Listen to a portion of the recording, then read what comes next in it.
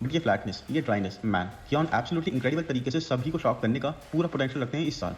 और वैसे तो एंजल कार्ड्रॉन है सबसे ज़्यादा पहले इस लाइन में शॉन के पास, अगर लास्ट ईयर की परफॉर्मेंस को या उनकी फिजिक को अभी तक की अपडेट्स के बेस पर देखा जाए तो। बट आपको एक इंट्यूशन बता सकता हूँ कि डेरेक की तरह से जैसे डेरेक लास्ट ईयर एकदम से सबको पीछे छोड़ते हुए आगे निकल गए थे, कुछ उसी तरह से मुझे लगता है कियान भी इस साल रनर अप बनेंगे। यस, आप में से बहुत लोगों को यकीन नहीं होगा, बट अपनी टेक्सास प्रो की फिजिक से, इंप्रूवमेंट से, जो सेपरेशन और condition with an insanely aesthetic shape थी, उसके साथ कियान ने ऑलरेडी बॉडी बिल्डिंग वर्ल्ड को एक बार तो शॉक कर दिया है। एंड यही चीज़ ही is ready to do at Mister Olympia. So ये चीज़ मैंने कही थी आज से लगभग 10 दिन पहले, और कियान ने कर दिया शॉक पूरे बॉडी बिल्डिंग वर्ल्ड को और मुझे भी। बट अभी भी मैं उस वीडियो से ही स्टिक करता हूँ और कियान को सेकंड प्लेस पर ही देखता हूँ। अब कियान 212 से मेरे काफ़ी फेवरेट बॉडी बिल्डर हैं, आई थिंक सबसे ज़्यादा। बट इस चैनल के साथ आती है एक रिस्पॉन्सिबिलिटी, एक अकाउंटेबिलिटी, और वो है अपनी अनबायस्ड ओपिनियन को आपके सामने रखने का। तो आई एग्री कि कियान का शेप अच्छा है। इनफैक्ट 212 में जितने भी कंपेटिटर्स थे, कियान उन सब में सबसे ज़्यादा एस्थेटिक हैं। बट वो एक्सट्रीम लेवल की फुलनेस, वो एक्सट्रीम लेवल की कंडीशन, वो सिर्फ शॉन के पास है। और ऐसे जब भी कभी डिसीजन आता है तो एक बहुत ही अनप्रेडिक्टेबल ये चीज़ बन जाती है सभी लोगों के लिए। किसी का भी प्रेडिक्ट करना बहुत ही इम्पॉसिबल हो जाता है कि कौन कहाँ पर आएगा, कौन कहाँ पर। 212 और ओपन कैटेगरी में, इन दोनों में ही मैं तो मास मास्टर्स को ही देखता हूँ, फ्रीक्स को ही देखता हूँ, जो एक्सट्रीम लेवल तक अपनी फिजिक को पुश करके आए, फुलनेस के साथ आए, एब्सोल्यूट इंसेन कंडीशन के साथ आए और अपने फ्रेम के हिसाब से पूरी तरह से फुलर हों। बट यूजुअली आजकल एस्थेटिक्स को ही बिना फ्रेम के फुल हुए, बिना उस एक्सट्रीम लेवल तक पुश फिजिक को देखे हुए जब प्रेफरेंस दी जाती है, तो फिर मेंस फिजिक या फिर क्लासिक डिवीजन की रिक्वायरमेंट है ही क्या। ऐसे शेप्स को तो क्लासिक डिवीजन में जाना चाहिए मेरे हिसाब से, अगर एस्थेटिक्स को और शेप्स को देखा जा रहा है। They are the right divisions. क्योंकि यहाँ देखो बैक शॉट्स में, यहाँ पर शॉन क्लाइडर डिस्ट्रॉय कर रहे थे सभी को लाइनअप पर। कियान के पास विथ है, एब्सोल्युटली अच्छी कंडीशन भी है, but look at this back, कितनी ज्यादा डेंस है ये। पैक्ड है बिल्कुल डेंस मसल्स के साथ, वो भी क्वालिटी मैच्योर मसल। फिर ग्लूट्स में देखो, चलो यहाँ पे मैं ये भी इक्वल मान लूँ, बट बैक एब्सोल्युटली अपने फ्रेम के हिसाब से गाइस शॉन की एब्सोल्यूट लेवल की फुलनेस होल्ड कर रही थी। रियर डेल्ट्स देखो कितने स्ट्रॉन्ग डेवलप्ड हैं शॉन के। लैट्स देखो, लोअर लैट्स तक बहुत ज़्यादा डिफरेंस है गाइस, बहुत ज़्यादा, मतलब छोटा मोटा नहीं है ये डिफरेंस। मे बी शॉन ने साइज के लिए, बिगर होने के लिए कंडीशन को थोड़ा सा सेक्रीफाइस कर दिया था, बट उसके बाद भी शॉन की कंडीशनिंग माइल्स अहेड थी कियान से या फिर रोस्टर पर जो भी कम्पीट कर रहे थे उन सब से। इमेजिन करो ड्रास्टिकली इंप्रूव करके आओ आप नेक्स्ट ईयर, मतलब एक साल आप जीत जाते हो और नेक्स्ट ईयर आप उससे बिगर आते हो, डेंसर आते हो, एब्सोल्युटली ग्रेनी आते हो और उसके बाद भी हार जाते हो। जजेस सिर्फ साइज और कंडीशनिंग को रिवॉर्ड नहीं कर रहे हैं, ना ही इस चीज़ को कि हाउ पील्ड यू आर। और अगर ऐसा है तो क्यों ये कुछ एब्सोल्यूट वॉरियर माइंडसेट वाले बॉडी बिल्डर्स जैसे निक हो गए, हार्डी हो गए, शॉन हो गए, ये खुद को इतना ज़्यादा पुश करने का ट्राई कर रहे हैं, इतना ज़्यादा पील्ड होकर आने को टारगेट करते हैं। जब सैमसन ऐसे आते हैं या फिर ब्रैंडन ऐसे आते हैं, उसके बाद भी टॉप 4 टॉप 5 क्रैक कर जाते हैं with no lines in the legs, no muscle separation in their hamstrings. Aesthetics are the priority right now. और मैं इसके अगेंस्ट नहीं हूँ, आप शेप्स को पिक करो, आप एस्थेटिक्स को पिक करो, बट वो फिजिक एक्सट्रीम तक पुश तो होनी चाहिए राइट उसके बाद भी।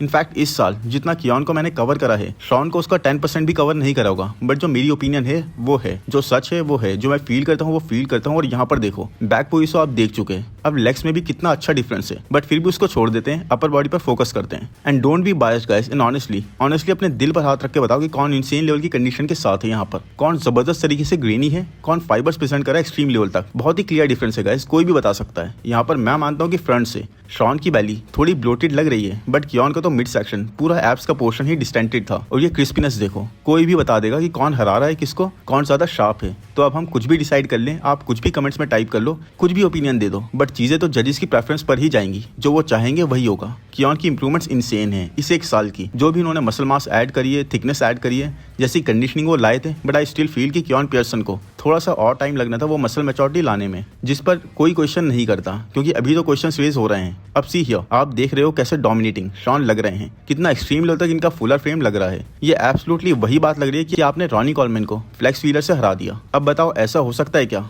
या हो सकता है तो बता दो। फ्लेक्स जैसे एस्थेटिक्स रॉनी के नहीं थे, ये अग्रीएबल है, बट रॉनी जैसी कंडीशनिंग को, रॉनी जैसी इंसेन लेवल की ग्रीनीनेस को, उनकी जैसी इंसेन लेवल की पुश फिजिक को फ्लेक्स मैच कर पाते थे क्या? तो अब क्यों हर एक बॉडी बिल्डिंग शो में यही होता जा रहा है, एक्सट्रीम लेवल की पुश फिजिक को रिवॉर्ड नहीं करा जा रहा, जबकि करा जाना चाहिए राइट। ये स्वीप्स देखो गाइस, कियान के अमेजिंग सेपरेशन है इनमें, बट शॉन के मसल्स आर रियली डेंस। कैसे sweeps are filled with muscles, Keone से स्मॉलर होते हुए भी how fuller Shaun is looking. और ऊपर के पोर्शन की कंडीशनिंग इनसेन है शॉन की, एब्सोल्युटली ग्रेनाइट जैसी कंडीशनिंग। ये यहाँ इस पोज में स्ट्राइशंस देखो, लैट्स की विड्थ देखो, थिकनेस देखो, वो भी फ्रेम के हिसाब से पाउंड टू पाउंड। ये तो वही हो गया गाइस जो 2021 में हुआ था। 2021 में डेरेक लंसफोर्ड ने बेटर लाइंस और एस्थेटिक्स के बेस पर शॉन क्लाइडर को बीट कर दिया था, जबकि Shaun Clarida was much harder, much grainier और हद से ज्यादा कंडीशन थे। ये डेरेक ऐसे ही थे या फिर कियान से भी कम condition. Now nothing to take from Keone, I am happy कि उन्होंने अपने ड्रीम को रियलाइज कर लिया है और 2021 में और 2021 में ये आई थिंक 14 प्लेस पर थे।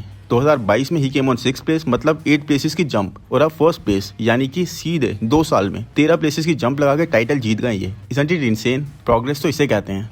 सो जजेस जो चाहते हैं वही होता है, ओपन में भी वही होगा, बाकी हम कुछ भी बोलते रहें उससे फर्क नहीं पड़ता। इतना तो हमें भी दिखता है राइट, फोटोज में नहीं तो लाइव स्ट्रीम पर देख लो। अब भी इन पर्सन कियोन अच्छे थे तो इन पर्सन फिर शॉन भी तो अच्छे होंगे राइट। अगर ऑन कैमरा वो ऐसे दिख रहे हैं तो ऐसा तो नहीं है कि लाइटिंग बायस थी, लाइटिंग एक को ही अच्छा दिखा रही थी, एक ही सेटिंग में दोनों के लिए लाइटिंग सेम थी right. But congratulations to Keone, he wasn't lacking anything. वो अपनी तरफ से अमेजिंग आए थे, बस फुलनेस आई फील अपने फ्रेम के हिसाब से वो और कैरी कर सकते थे, और आज Shawn was the better man. अगर कियोन 100% थे, जो मैं मानता हूँ, तो शॉन क्लाइडा 130% थे या फिर 140%, बट ये तो था ही। साथ ही वी मस्ट नॉट इग्नोर कि जो प्रोफेशनलिज्म शॉन ने दिखाया कियोन को उनके जीतने के बाद, एब्सोल्युटली इंप्रेसिव एंड कमेंडेबल। कियोन तो बहुत ज्यादा रो रहे थे, शॉन ने उन्हें कंसोल करा, कियोन ने अपना ड्रीम रियलाइज करा यहाँ पर, which I feel is a very big thing. I think prejudging से फाइनल्स तक में जो गैप था, क्योंकि उसमें कियोन और ज्यादा इंप्रेसिव होकर आ गए थे और ज्यादा इंप्रूव होकर आ गए थे, ज्यादा ड्राई और हार्डर होकर आ गए थे, तो उससे एक फर्क पड़ा है। बट इट डजंट मीन कि शॉन क्लाइडा कम थे, वो प्री जजिंग जैसे ही थे इफ नॉट इम्प्रूव्ड, बट खराब तो वो बिल्कुल भी नहीं हुए थे। सो आई थिंक जजेस ने दोनों शोज में इंप्रूवमेंट्स देख कर ये डिसाइड कर लिया है। बट जो भी हो, आई फील शॉन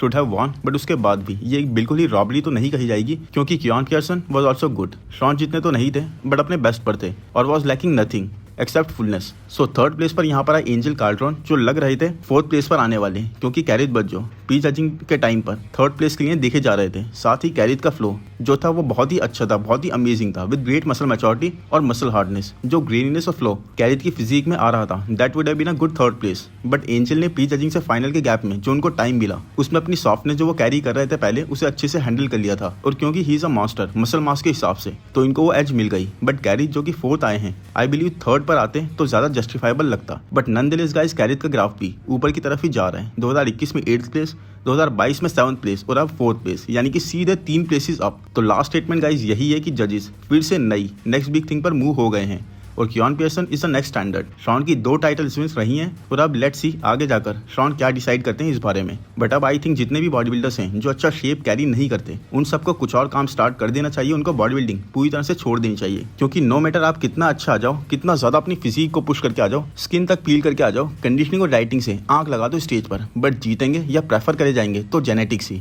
एक ऐसी चीज जिस पर आपका अपना कोई कंट्रोल नहीं होता किसी का भी। अनफॉर्चुनेटली जिस चीज पर आपका कंट्रोल है वो है हार्ड वर्क, वो है efforts, but that does not matter any more. क्योंकि जेनेटिक्स को आप थोड़ा बहुत तो टच कर सकते हो, पुश कर सकते हो हार्ड वर्क से, बट आप चेंज नहीं कर सकते। सो पहले क्लासिक को बनाया गया था ताकि एस्थेटिक्स और प्लीजिंग फिजिक्स आगे आए, क्योंकि ओपन तो फिर फ्रीक्स के लिए था, फिर मेंस फिजिक को बनाया गया और भी ज्यादा प्लीजिंग फिजिक्स के लिए विद स्मॉलर साइज। और अब ओपन और 212 जो पूरे बॉडी बिल्डिंग का डिवीजन है, प्योर बॉडी बिल्डिंग का डिवीजन है, वहां पर तो actual pure pushed extreme body building को ही नहीं रिवॉर्ड करा जा रहा। तो वही है गाइस, खैर ये मेरी ओपिनियन थी, and congratulations to Keone Pearson for his first title win. और अब देखते हैं आगे मेंस ओपन में क्या डिसीजन दिया जाता है। बाकी आज रात को है प्री जजिंग क्लासिक की और मेंस फिजिक की, तो उसका वीडियो मैं बना दूंगा जैसे ही वो होती है। चैनल को सपोर्ट करने के लिए आप मेंबरशिप भी ज्वाइन कर सकते हो, जिससे इस चैनल को सपोर्ट मिलेगी और भी ज्यादा to create even more better content. I hope guys video आपको पसंद आया हो, पसंद आया है तो प्लीज लाइक कर दो, चैनल को सब्सक्राइब कर दो, नोटिफिकेशन बेल को दबा दो, इंस्टा पर फॉलो कर दो। Thank you, bye bye.